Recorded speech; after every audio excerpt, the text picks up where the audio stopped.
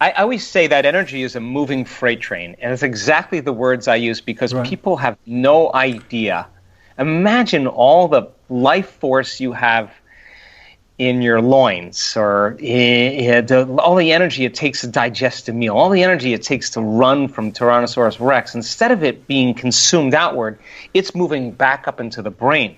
And so when it starts to move and it hits the brain, all that energy, all the guilt, all the pain, all the suffering, all the fear is turning into pure energy, and it's moving back into the brain. And so when that experience happens, experience enriches the brain.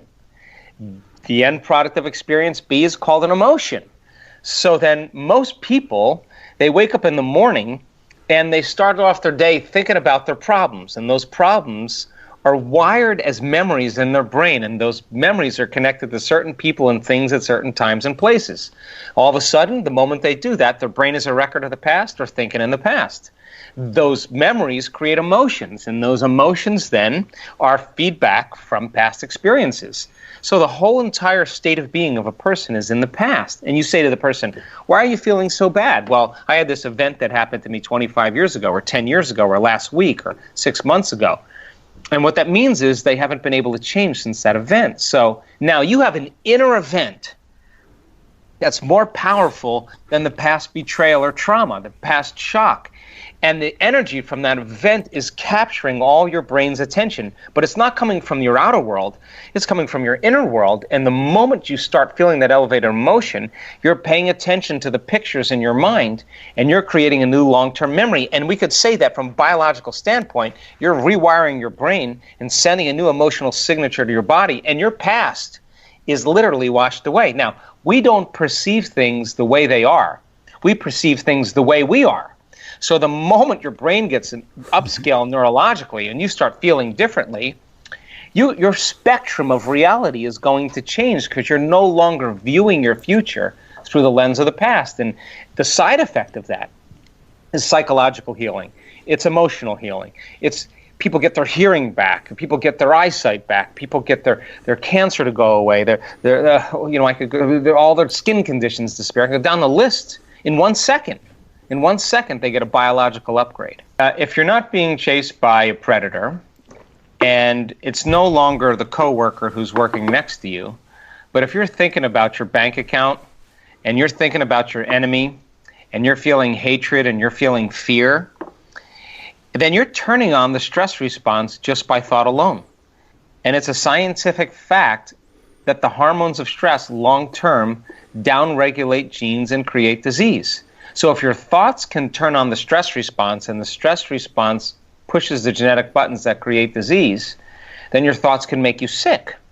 So the question is, if your thoughts can make you sick, can your thoughts make you well? So if 95% of those thoughts are unconscious thoughts, then it makes sense then that people could be a good person. They could really be a wonderful person, but they got a program running behind the scenes of their awareness that is signaling the body emotionally, and that program is programming a gene. So then if 70% of the time people live by the hormones of stress, then more than likely most effects in our life, most things in our life that stress us wind up as emotional or psychological stress.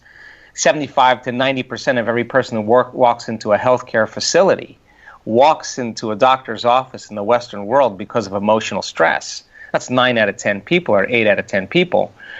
Then you got to say to a person, man, we have to start addressing our emotional reactions. So yeah, and if your immune system is beat up because of the hormones of stress, and now you're sensitive to everything. You may have food allergies, you may have rheumatoid arthritis, you may have MS. Those are all immune-mediated conditions. So then diabetes, everything else, all of a sudden comes from lifestyle. So then if your thoughts can make you sick, then it begs the question, can your thoughts make you well? So now, it's not enough to just think a positive thought. As I said, if you're feeling really negative, you gotta open your heart, because if you're saying I'm wealthy, I'm wealthy, I'm wealthy, I'm healthy, I'm healthy, I'm healthy, but you're feeling bad, that thought is never going to make it past the brainstem to the body. It's going to stop right there. But if a person all of a sudden starts their day with opening their heart and feeling gratitude, and appreciation and kindness and care and love for life, well, and if their body's actually feeling that, their body, as the unconscious mind, doesn't know the difference between the experience in their outer world and the experience in the inner world. The body's believing it's in a new outer environment. So then they'll begin to accept, believe, and surrender to the thoughts equal to that emotional state. And they'll begin to program their autonomic nervous system into a different destiny. Well, think about it. The emotional signature of gratitude means something has already happened. You give thanks when you get something, when you receive something. So if you're giving thanks before you're receiving it, your body's believing it's already happened. So then it'll accept the thought of your wealth. It'll accept the thought of your health because it's in alignment with the thought. So then if a person does that enough times and they're walking around in a state of gratitude, then they're going to feel like their future has already happened. And if they feel like their future has already happened, they're less likely to try to force outcomes and control outcomes or try to predict outcomes because they're no longer living in anxiety and fear. They know. And so teaching people how to do that and sustain the state with their eyes open is what 2018 is about in our work. If this was easy, everybody would be doing it.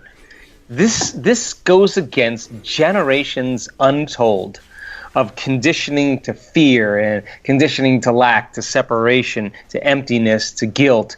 We're raised with a very strong conditioning into limitation, and so imagine like the thought is the electrical charge, the feeling is the magnetic charge. Change how you think and feel, you change your energy.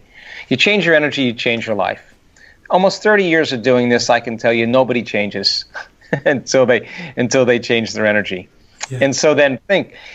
If you're connected to the energy of your future and you're feeling gratitude and you're in that energy and all of a sudden you start feeling fear or anxiety or worry or impatience, you just disconnected from the energy of your future. And now you're back to the energy of your past. You're back on the hamster wheel. So then nothing wrong with that. It happens to me every day. The question is, though, you're going to go, oh, I'm too upset to make my way back. Well, no, you're doing the meditations to become so familiar with that energy that you can say, give me a minute. I just need a minute. Close your eyes, bring up that state, change your energy, and you're going against the survival chemicals. That's greatness. And so you go unconscious. We all do. But then you got to make your way back and become conscious again. And the act of doing that enough times, it's unnatural. But if you keep doing what's unnatural over and over again, you'll become supernatural. That's exactly the whole purpose of this.